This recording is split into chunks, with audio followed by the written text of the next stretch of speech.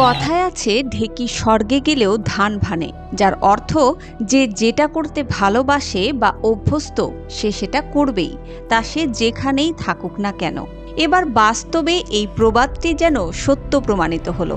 গায়ক মইনুল আহসান নোবেল, যে এক নামে গায়ক নোবেল নামে পরিচিত, বাংলাদেশ এবং ভারত মাতানো এই গায়ক শ্রোতাদের হৃদয়ে জায়গা করে নেয়া তুমুল বিতর্কিত একজন মানুষ।